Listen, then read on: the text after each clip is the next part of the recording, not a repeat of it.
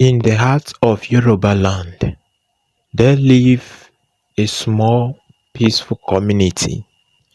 In this community stood a large old building called a face me and face you compound. The compound had many rooms with each tenant living in one room each. They shared everything, including the kitchen and the toilets. But there was something very strange about this compound.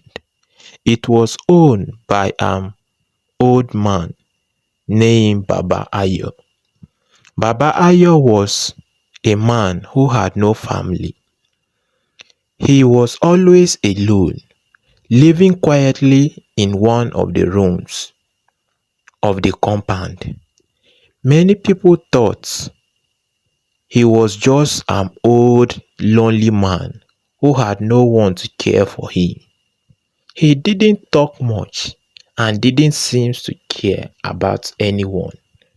But what people don't know was that Baba Ayo was a very evil man. The compound was always full of new people moving in and out. At first, things would go well for the tenants. They would start their businesses or jobs and do well for themselves. But as time passed, something strange would happen to them. First, they would start to lose their money. Businesses that were once successful would suddenly fail. Jobs that seemed secure will be lost without any warning. Children would fall sick with strange illness. The family would become sad, tired and confused. No matter how hard they tried to get back on their feet, everything would keep going wrong. One day, a young couple named Tunde and Shadi moved into the compound with their two children. They had been doing well before they came to the compound. Tunde worked as a tailor, making beautiful clothes for the people in the village. Shade sold fruit and vegetables at the market, and their children were healthy and happy. But as soon as they moved into Baba Ayo's compound, their life began to fall apart. Tunde started to lose customers. People who once praised his work now refused to come back. Shade's vegetables began to rot quickly, and no one wanted to buy from her anymore. Their children, once full of energy, became weak and sick. The couples couldn't understand what was happening. "We were doing well before we came here," Shadi said to her husband one night, tears filling her eyes. "Why is everything going wrong?" "I don't know," Tunde replied, feeling helpless. "It's like something is working against us." The strange misfortune that followed tenants in Baba Ayo's compound wasn't just bad luck. There was a dark secret behind it all, and it all led back to Baba Ayo himself. Unknown to the tenants, Baba Ayo was involved in terrible evil things. Many years ago, Baba Ayo made a deal with wicked spirits to give him power and wealth. The spirit demanded a terrible price. He had to sell their fortune and lives of innocent people to them for his exchange of his own success. Baba Ayo agreed and began using his compound as a trap. Each time a new tenant moved into his compound, Baba Ayo would secretly place a curse on them. The curse would make them lose everything they had, one by one. As they lost their jobs, money and health. Baba Ayo would offer the misfortune to the spirits in exchange for his own protection and long life. The children also were not spared. The spirit loved taking the happiness of children, leaving them weak and sick. Baba Ayo lived a long time like this, feeding off the misfortune of others. But one day, something unexpected happened. Tunde and Shade were not the only ones in the compound who were suffering. Other tenants also began to notice the same pattern. There was Femi, a teacher, who had lost his job at the local school. And there was Funke, a widow, who couldn't understand why all her children kept falling ill. They all started talking to each other, sharing their stories. It can't just be bad luck, Femi said one evening when all the tenants gathered in the compound. It's too much. Something is not right here. Funke nodded.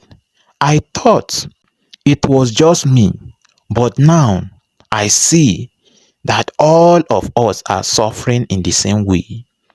The tenants began to suspect that Baba Ayo had something to do with the problem. After all, how was it that he always seems fine, never facing the same misfortune that they did, while everyone around him suffer? Baba Ayo remained untouched.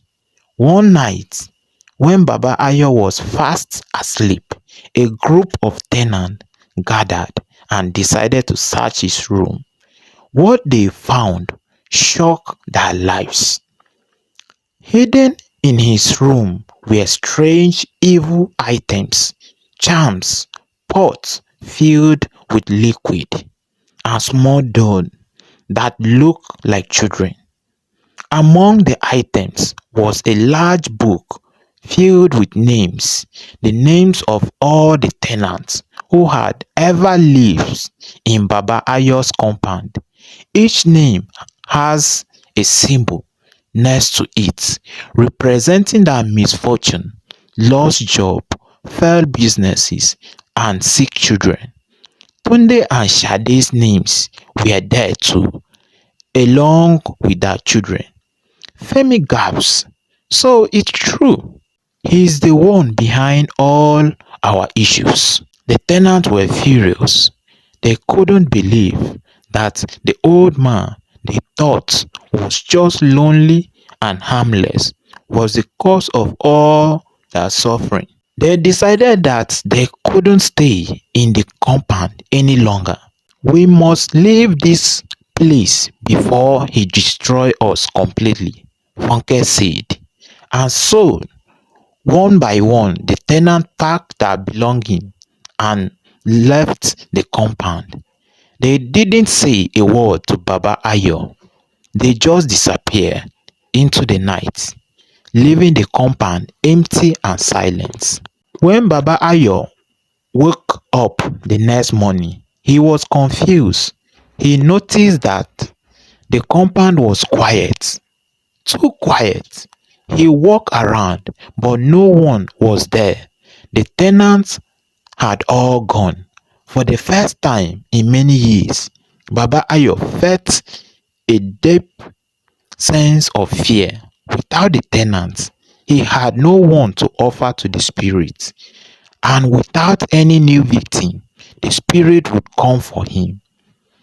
Soon after, Baba Ayo fell ill. His body became weak and he couldn't walk or eat. No one came to visit him. No one cared about him. The spirits, angry that he had failed to give them more victims, began to torment him. Babayo tried to ask for help, but no one would listen. People in the community had heard about what he had done, and they stayed far away from him. He was left alone, just as he had been all his life. But this time, he had no one to steal from. One cold, lonely night, Baba Ayo took his last breaths. He died in his empty compound, surrounded by nothing but the darkness he had created. 6 months later, all the tenants that left Baba Ayo's compound, things started moving well for them, and all their children never fell sick again. The story of Baba Ayo became a warning in the village. People spoke about him and reminded their children to always be careful of their choice they made. Baba Ayo had lived his life haunting others, thinking only of himself, but in the end, his greed and wickedness lead to his downfall. From that day on, the people of the village understood that evil will never bring lasting happiness. It may seem like it worked for a time, but in the end, it always leads to destruction. Baba Ayo's story reminded them that doing good, being kind, and helping others would always lead to a life filled with joy and true success.